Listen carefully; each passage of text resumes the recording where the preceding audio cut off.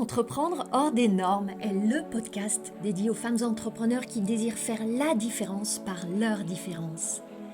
Je suis Anne-Valérie Raucourt. Depuis 2010, j'accompagne les femmes originales et ambitieuses qui veulent se créer une vie riche et libre par la voie de l'entrepreneuriat.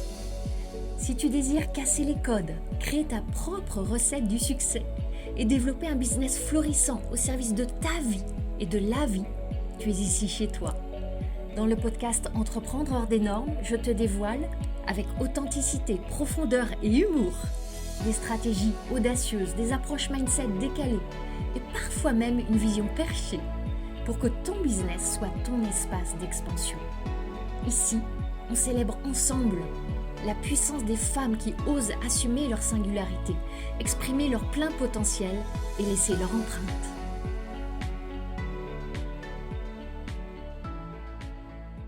Bienvenue dans ce nouvel épisode du podcast Entreprendre hors des normes. Un épisode que j'enregistre à nouveau depuis Bali. Peut-être entendras-tu les bruits de la nature. Mon bureau est entre un très joli jardin et une rizière. Il y a beaucoup de bruits de nature, d'animaux, beaucoup d'oiseaux. Peut-être est-ce qu'ils vont nous accompagner. En tout cas, moi, je les entends. Peut-être que le micro ne les captera pas. Je continue à jouir d'une vie idyllique ici à Bali. J'ai encore quelques semaines de séjour ici. Et c'est aussi pour moi un moment très propice, alors à beaucoup d'intensité dans mon business. Et je viens de terminer, au moment où j'enregistre cet épisode, je viens de terminer un très beau lancement pour mon nouveau programme Lancement Puissant. Je vais bientôt enchaîner avec toute cette phase d'invitation pour le grand sommet Entreprendre hors des normes. Et en même temps, et c'est vraiment ce et en même temps qui est important ici, je suis aussi dans une phase de beaucoup de profiter tout simplement de cette vie à Bali et de beaucoup de temps d'introspection. Alors, introspection, moi, avec mon carnet face aux rizières, dans des expériences, des pratiques énergétiques, je pratique du breathwork, etc. Des moments de balade et des moments, en tout cas, vraiment propices à la contemplation, la réflexion, des décisions. Et cet épisode de podcast est issu de ce temps spacieux. Alors, je suis en train de mixer les mots temps et espace, c'est intéressant. De ce temps, en tout cas, propice que je m'offre et que je veux être toujours aussi au service de ma communauté, de mes clientes. Alors, mes clientes en bénéficient dans ces temps de coaching, que ce soit dans Sacré Biz, dans le Cercle hors des normes, où je leur partage vraiment mes réflexions en profondeur. Et là, évidemment, dans cet épisode de podcast, je veux te partager ça aussi. Je me faisais un temps de réflexion, de rétrospective sur l'année passée, et je sais combien elle a pu être rude, difficile pour beaucoup d'entrepreneurs. Et ça, quel que soit le niveau et la maturité entrepreneuriale, beaucoup d'entrepreneurs, on peut le dire, ont souffert. On peut évoquer le contexte économique qui est difficile, le contexte financier, il y a un environnement émotionnel, il y a des énergies particulières peut-être. En tout cas, je sais que beaucoup d'entrepreneurs ont vu leur chiffre d'affaires soit stagner, soit même baisser. Et là, au moment où j'enregistre cet épisode, on est début 2025. L'année a commencé. Et évidemment que tu ne veux pas répéter cette histoire si tu es parmi celles qui ont connu une stagnation ou une décroissance du chiffre d'affaires. Et si tu es, comme moi, parmi celles qui ont eu une croissance de leur chiffre d'affaires, évidemment, tu as envie d'amplifier ça, de le poursuivre, de le décupler, pourquoi pas. En tout cas, quel que soit l'espace dans lequel tu es, dans lequel tu écoutes cet épisode, tu es bien décidé, je crois, à voir tes ventes s'amplifier, accueillir tes meilleurs clients, tes ventes s'envoler en cette nouvelle année. Seulement, il y a souvent une pensée qui traîne dans les coulisses de ton cerveau. Cette pensée va prendre différentes formes, mais on pourrait la résumer autour de cette phrase: j'ai déjà tout tenté, alors comment faire pour que ça change? Je ne sais pas, je ne sais plus. J'ai déjà tout fait. J'ai fait mon max. Alors comment faire pour que ça soit différent cette année? Cette pensée-là, on va en parler dans cet épisode. Mon intention dans cet épisode, c'est de t'aider à vivre radicalement différemment cette nouvelle année dans ton business et dans ta vie, évidemment. Je veux t'aider à créer des résultats dont tu vas être fier. Même, même si tu te dis que tu as déjà tout fait, déjà tout tenté, tu as déjà tout donné et que tu peux vraiment pas faire plus que tu as atteint ton max.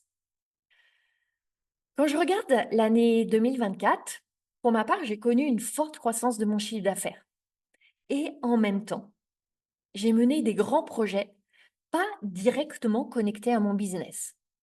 Alors, il y a eu en janvier 2024 le grand sommet virtuel Entrepreneur des normes qui, pour le coup, était très relié à mon business.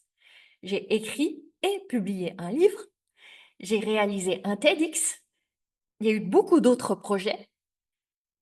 Donc, ça aurait pu être une année dédiée à beaucoup de projets et pas dédiée au chiffre d'affaires. Et quand je regarde l'année dernière, je me dis, waouh, j'ai réussi à réaliser, à créer toutes ces réalisations, ces succès en même temps et sans me brûler, sans me cramer. Là, je suis à Bali, je vis ma plus belle vie. Comment est-ce que j'ai réalisé ça? Petite digression, je viens de te parler de la première édition du sommet Entrepreneur des Noms qui avait eu lieu en janvier 2024. On est maintenant en train de travailler sur la deuxième édition. La deuxième édition, elle va avoir lieu du 24 au 28 février. J'ai réuni 16 intervenants exceptionnels. Certains étaient déjà là dans la première édition, d'autres sont des intervenants nouveaux.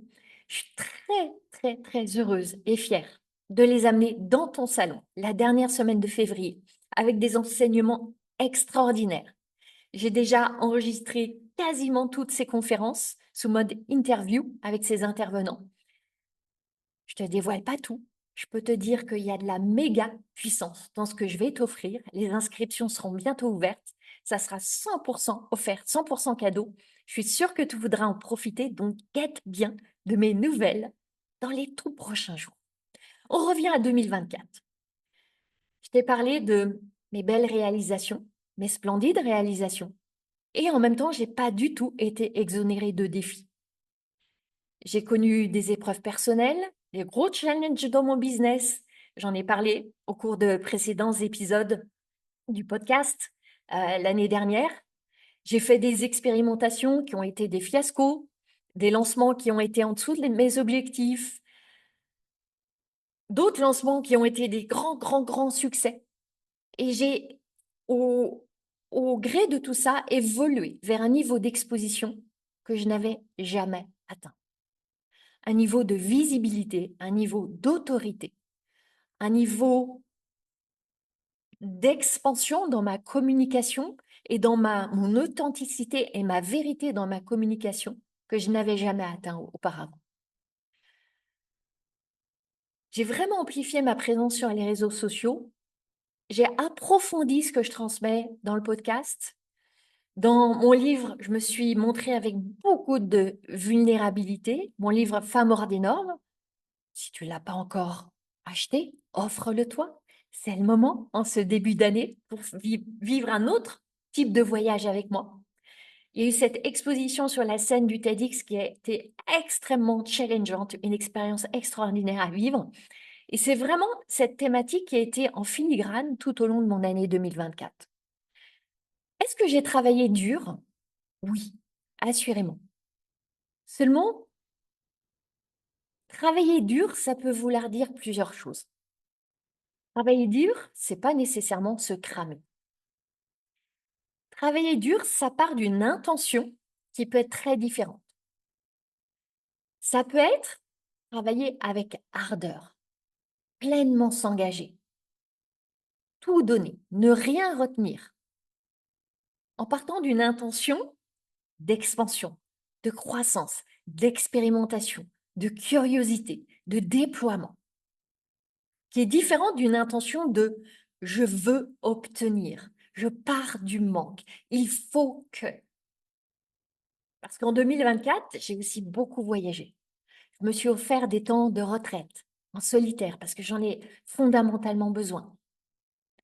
J'ai goûté au luxe de me balader chaque semaine. Parfois, oui, travailler le week-end parce que J'aime pas du tout cette injonction héritée de l'époque du salariat que tu dois travailler du lundi au vendredi de telle heure et telle heure et le week-end, ça doit être off. J'ai complètement j'ai complètement explosé ça. Et parfois, je travaille tout le week-end et je vais pas travailler pendant la semaine. C'est ça aussi le luxe de maîtriser son temps. Donc vraiment, des fiascos, j'en ai connu cette année. Seulement, je vois des entrepreneurs qui vont renoncer au premier fiasco. Mais c'est sournois. Elles vont pas franchement renoncer. Mais elles vont commencer à investir moins d'énergie, à ralentir, à repartir créer autre chose, à être attirées par un objet brillant.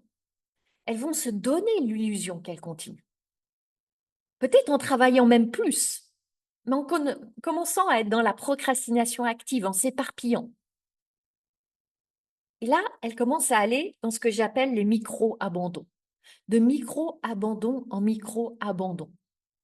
Parce qu'en arrière-plan de leur cerveau, il y a très souvent cette pensée parasite, celle que j'évoquais au début de l'épisode qui dit « J'ai déjà tout tenté, c'est trop dur, j'ai tout donné, je sais pas, je sais plus, je sais pas, je ne sais plus comment. Qu'est-ce qui va créer mes résultats ?» Et c'est vrai que je vois certaines de mes clientes, que ce soit dans Sacré Bise ou dans le Cercle hors des normes, qui vraiment donnent beaucoup, qui dépassent des peurs ou d'autres émotions qu'elles croyaient être en travers de leur chemin. Mais elles ne recueillent pas les fruits, pas dans le timing prévu. Ça, c'est important, cette notion de pas dans le timing prévu. Là, c'est important de commencer par observer avec une honnêteté radicale. Tu sais comme j'aime amener ce concept d'honnêteté radicale. Est-ce que tu as vraiment tout donné, ton maximum? Qu'est-ce que ça veut dire tout donner à ton maximum? Souvent, quand on creuse en coaching, il y a une autre vérité qui émerge. Cette vérité, c'est qu'il y a des ressources qui ont été retenues. Et il y a eu des tergiversations. Il y a eu un engagement à moitié. Et je vais en reparler juste après. Parce que c'est nécessaire d'aller explorer cette partie-là. Et aussi, parfois, la vérité, c'est que tu as vraiment fait ton maximum. Tu as atteint ton excellence. J'associe vraiment le maximum avec notre excellence à un moment donné. Et pourtant, tu n'as pas eu les résultats escomptés. Alors là, oui, la frustration s'invite et c'est normal de ressentir la frustration. Peut-être que là, ce qui va se passer, c'est que tu vas commencer à te comparer. Tu vas voir tel autre qui raconte qu'elle travaille 3 jours par semaine, qui se vante que ce soit tout dans le flot et la grâce pour elle, qui,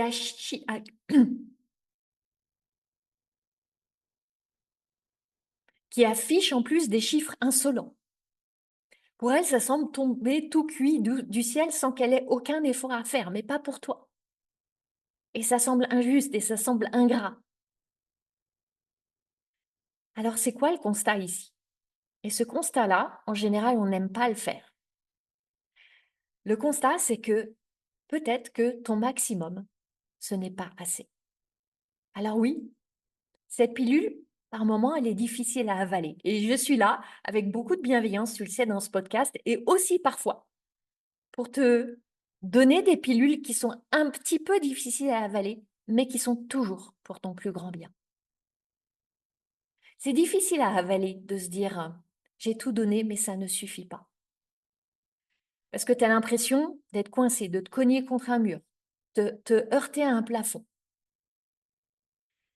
Dans mon livre Femmes hors des normes, je raconte à plusieurs reprises comment, à force de me cogner contre des murs, j'ai fini à l'hôpital. Je croyais vraiment que je donnais mon maximum. Maintenant, quand je le regarde rétrospectivement, je vois que je m'agitais énormément. Je répondais à beaucoup d'injonctions. J'étais pétrie de il faut, je dois. J'étais dans le trop, mais pas l'optimum, pas l'efficience. C'est là que je veux explorer ce que signifie vraiment l'expression j'ai tout donné, j'ai fait mon maximum. j'ai fait de mon mieux. Ça part d'une très belle intention de dire ça. Seulement, ça parle de l'expression de tes capacités maintenant. Ça parle de ta perception de tes capacités. Ça parle d'une pensée. Tu te dis que c'est la réalité. Observe bien. Ce n'est qu'une pensée, ce n'est qu'une perception. Tu penses que tu as fait ton maximum. Mais est-ce que c'est une réalité absolue? Est-ce qu'au fond de toi, il n'y a pas une partie qui sait qu'il y a un potentiel qui n'est pas exploité, qui n'est pas encore révélé? Si tu t'observes avec lucidité, tu sais que quand tu te racontes, j'ai tout donné, j'ai fait mon max, je ne peux pas plus, ce n'est jamais une vérité absolue. C'est une vérité relative, relative à ta perception de ce qui est possible pour toi à ce moment-là. Peut-être que tu as donné le temps que tu voulais donner, l'énergie que tu voulais allouer. Tu as pris des décisions conscientes ou inconscientes. Tu as pris des décisions par rapport à ce que tu croyais possible pour toi, par rapport à ta perception de tes capacités. Est-ce que c'est vrai, pas vrai? C'est assurément pas une vérité absolue. Parce que, regarde bien, donner ton maximum, ça recouvre plusieurs champs. Ça recouvre le champ de tes compétences, tes talents, ton temps, ton attention, tes pensées, ton énergie, tes émotions. Et quand tu vois l'étendue de ce spectre, il est vraiment rare qu'on donne tout dans tous ces espaces-là. Et ce que j'observe très souvent chez les entrepreneurs, on en parle peu, et c'est la raison pour laquelle j'en parle vraiment très intentionnellement. Très souvent, les entrepreneurs sous-estiment deux choses. Elles sous-estiment d'abord ce qu'est vraiment leur potentiel, elles le minimisent, et deuxième chose, elles sous-estiment ce que ça requiert de développer un business vraiment prospère, de réussir des lancements, de savoir parler de son offre, de s'exposer en vérité, de recevoir de l'argent de manière récurrente. Et on a toute cette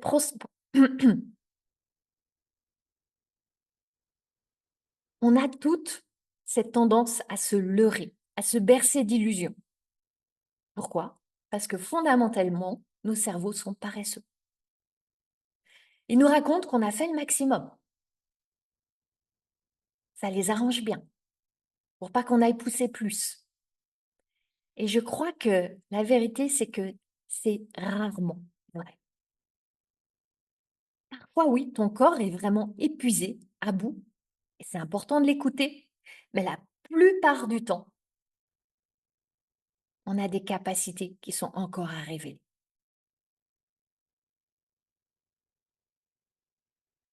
Je vais ici ajouter un point important pour pas créer de confusion. Je te parle ici de faire le maximum, de donner ton meilleur. Et si souvent, ce maximum, ce meilleur, c'est pas assez pour créer les grands résultats, atteindre les grandes ambitions que tu veux réaliser, ça ne veut pas dire que tu n'es pas assez. Surtout pas, ça n'a rien à voir. Parce que c'est là que beaucoup renoncent, en glissant vers la pensée, je ne suis pas assez. Je ne suis pas assez ceci, je ne suis pas assez cela. Ne pas donner assez, ça n'a rien à voir avec ne pas être assez. Et c'est vraiment important, essentiel de décorréler ces deux notions-là. Et c'est là que c'est délicat. Tu as vraiment à faire preuve d'honnêteté, et j'ai presque envie de dire d'humilité, pour reconnaître que ce n'est pas assez par rapport à ce que tu veux réaliser, par rapport à tes grands objectifs. Et c'est là que tu as à te poser des questions, et notamment cette question. Pourquoi est-ce que ce que j'ai donné n'était pas suffisant? Tu es d'accord, hein? C'est pas toi qui n'es pas suffisante, c'est juste que tu as donné à un moment donné par rapport à des perceptions qui n'étaient pas suffisantes. Où est l'écart entre ce que j'ai donné et ce que je veux réaliser? Et là, tu as à explorer, analyser, tirer des conclusions, sans te blâmer, avec une infinie curiosité, avec une immense bienveillance. Et là, tu reviens au champ que je t'ai décrit juste avant. Où est-ce que ce que je croyais être mon maximum n'était en fait pas suffisant dans mes compétences, talents, mon temps, mon attention, mes pensées, mon énergie, mes émotions? C'est là qu'on en revient à cette idée que je te partage régulièrement. L'idée de l'importance d'évaluer tes actions, d'évaluer tes lancements, d'évaluer tes événements, d'évaluer tes rencontres. Je te parle pas là d'aller décortiquer les chiffres, plonger dans toutes les datas. Si tu le veux, très bien. Moi, c'est pas ma passion. Je te parle plus d'aller observer quelle action, quelle ressource, quelle intention, quelle pensée, quelle émotion crée quel résultat. Et d'utiliser ta créativité pour établir des hypothèses, introduire des changements, des ajustements, expérimenter à nouveau. La question ensuite devient, comment est-ce que tu vas élever tes standards? Comment est-ce que tu vas élever ton maximum d'aujourd'hui pour que ton maximum de demain te permette vraiment d'atteindre tes objectifs? Alors oui, c'est un challenge. Oui, c'est un défi. Oui, c'est peut-être le moment où tu vas avoir envie d'abandonner, de te saboter, de ruminer des émotions désagréables comme la frustration, l'embarras, la honte, l'abattement. C'est normal. Ton cerveau, souviens-toi, il ne veut qu'une chose, que tu arrêtes de faire des efforts. Et c'est là que tu es face à une alternative. Croire à cette histoire que tu n'y arriveras jamais, que c'est pas pour toi, que pour les autres c'est plus facile, que toi il te manque toujours un truc. Ou décider que tu vas élever tes standards, déployer ton potentiel. Choisir de croire que ton maximum de maintenant, c'est juste un plancher sur lequel tu vas élever ton maximum de demain. C'est là que tu vas vraiment viser l'excellence, ton excellence, que tu vas commencer à créer de plus en plus de valeurs de très haute qualité, de très haute densité, que tu vas devenir plus efficiente, plus consciente, que tu vas devenir, en fait, celle qui crée ce que tu aspires à réaliser. Parce que c'est ce dont il s'agit fondamentalement. Devenir cette femme ou cet homme-là. Alors, ce qui est peut-être désagréable, et que dans Sacré Bise, on apprend à voir comme tellement agréable, en fait, c'est que ce chemin, il sera inévitablement pavé de plus d'échecs que de succès. J'en parle amplement dans l'épisode 128, par exemple, et dans d'autres épisodes antérieurs, le 128 qui s'appelle Après l'échec d'un lancement, comment rebondir. Celles qui réussissent sont celles qui durent. On est d'accord. Maintenant, pour durer, tu as à quelque part t'endurcir. Pour durer, tu as à t'endurcir vis-à-vis des circonstances et à t'attendrir vis-à-vis de toi-même.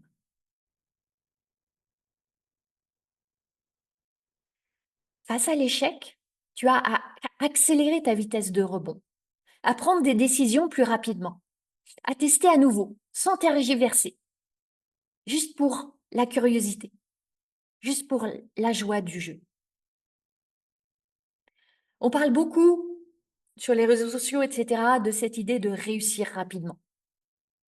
Je crois que si on veut vraiment inviter la rapidité raisonnablement, elle doit avant tout être dans ces champs qui sont dans ton pouvoir. Le rebond, les décisions, les ajustements. Et la réussite, elle va venir sur ce chemin-là. Alors oui, on est tout appelé à accepter l'échec, traverser l'échec, grandir avec l'échec. petit à petit, embrasser, aimer l'échec. Trouver du plaisir dans ce processus. Trouver tellement de plaisir, en fait, que si finalement tu n'atteins pas l'objectif, c'est pas si grave. Parce que tu auras jubilé sur le chemin.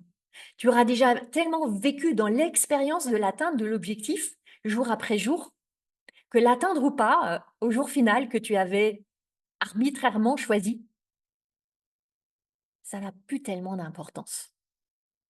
Tu vis le résultat final par anticipation. C'est ce qu'on fait dans Sacré-Bise. Et ça change radicalement, non seulement ton expérience de ton quotidien d'entrepreneur, mais aussi ta capacité à atteindre tes résultats. Parce que quand tu arrives au sommet de ta montagne, cet objectif que tu visualises, que tu rêves, qu'est-ce qui se passe? La quête, elle est terminée. Le désir, il est éteint. Je l'ai vécu à plusieurs reprises. Je vois des entrepreneurs qui le vivent. Et c'est pas agréable, en fait, quand le désir est éteint. Je pense à une de mes clientes du Cercle Hors des Normes. Elle avait atteint son objectif de chiffre d'affaires 2024 à la moitié de l'année. À l'été, c'était fait. Elle avait fait son objectif de CA.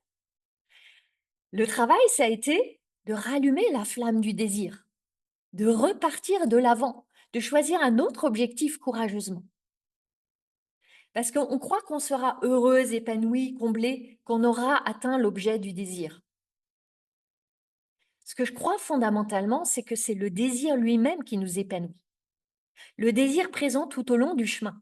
Quand le désir est atteint, le désir s'éteint. C'est cette excitation, cette projection, cette vision qui nous allume, qui nous permet d'être un phare pour les autres. Est-ce qu'on peut apprendre à aimer cela? Et c'est pour ça, je t'en parle régulièrement. C'est le travail qu'on fait vraiment avec mes clientes, que j'aime tant avoir des grands objectifs. J'aime dire des objectifs grandioses, parce qu'ils allument ma flamme. Parce qu'ils me permettent de créer des transformations profondes dans mon business, dans ma vie, dans mon identité. Un petit objectif va te permettre des petits changements. Un grand objectif est catalyseur de grandes transformations. Et quand tu as l'audace, oui, parce qu'il en faut de l'audace, de voir haut, loin, grand, immense, énorme, grandiose, qu'est-ce qui se passe? Tu peux plus laisser le passé définir ce qui est possible. Ça devient nécessaire d'aller voyager vers le futur, de partir du futur pour créer ton présent, d'utiliser ton imagination, ta créativité, pour créer jour après jour ce nouveau présent. Et là, tu as vraiment à stretcher, à étirer ce que tu crois être ton maximum, qui n'était que ton maximum du passé. C'est là que tu commences à élargir tes capacités, à te donner la possibilité de percevoir que, waouh, j'ai encore tellement de capacités nichées en moi, de potentiel caché. Alors oui, il y a des résistances. Oui, ton cerveau va tout faire pour revenir à sa paresse naturelle. Et tu as à décider et décider et décider encore quel chemin de croissance tu veux emprunter. En partant de qui tu es, quand tu es celle qui réalise ce grand rêve, pas celle que tu étais hier, pas celle que tu es aujourd'hui. Celle qui élève ses standards, celle qui est prête à échouer 100 fois, 1000 fois. Parce que ça vaut la peine, même si parfois c'est une peine. Quand je me retourne sur mes échecs passés, je vois aujourd'hui combien ils étaient nécessaires. Et je sais que tu peux faire ce travail aussi de te retourner et te dire waouh, merci pour ces difficultés, merci pour ces défis. Ils ont façonné mes capacités d'aujourd'hui. Parce que je vois vraiment une différence très importante entre les entrepreneurs qui vont haut et loin et celles qui vont stagner et peut-être un jour renoncer. Ces dernières, celles qui vont renoncer, qu'est-ce qui s'est passé? Elles ont laissé l'échec les définir. Elles ont vu l'échec comme une preuve qu'elles n'ont pas ce qu'il faut, qu'il leur manque des choses, qu'elles n'y arriveront jamais, qu'elles ne sont pas celles qui vont réussir, qu'elles ne sont pas façonnées pour le succès. En revanche, celles qui réussissent, elles se laissent être forgées, renforcées, façonnées, amplifiées par les échecs. Elles décident de donner ce sens à l'échec, qui va être par exemple, ok, je ne suis pas encore au niveau où je veux être, je ne suis pas encore à mon maximum, je n'ai pas encore tout donné, et je suis curieuse de voir à quoi ça va ressembler, ce maximum, ce nouveau maximum. Qu'est-ce que j'ai encore en moi comme capacité à déployer, à mettre en lumière? Et j'ai envie d'y aller. Et c'est enthousiasmant. Choisir de le voir comme enthousiasmant plutôt que comme épuisant. D'aller rencontrer ces possibilités. Alors tu vois, parfois tu as le sentiment d'avoir tout tenté, d'avoir tout donné. Est-ce que c'est vraiment la vérité? Après avoir écouté ce podcast, je fais le pari que tu auras réalisé que c'est qu'une perception. Et changer une perception, c'est 100% en ton pouvoir. Changer des perceptions de manière radicale, profonde, enthousiasmante. C'est ce que tu vas vivre dans le sommet Entreprendre hors des normes. Changer tes perceptions sur ce qui est possible, sur ce que tu peux faire, sur qui tu es, sur ce qui est à ta portée, sur ce que tu vas créer, sur ce que tu vas recevoir et tellement d'autres perceptions encore. Ce sommet, c'est vraiment un de mes fabuleux projets pour cette année. Il arrive tout bientôt, du 24 au 28 février. Retiens déjà les dates et bientôt les inscriptions vont être ouvertes. Les inscriptions ouvrent début février.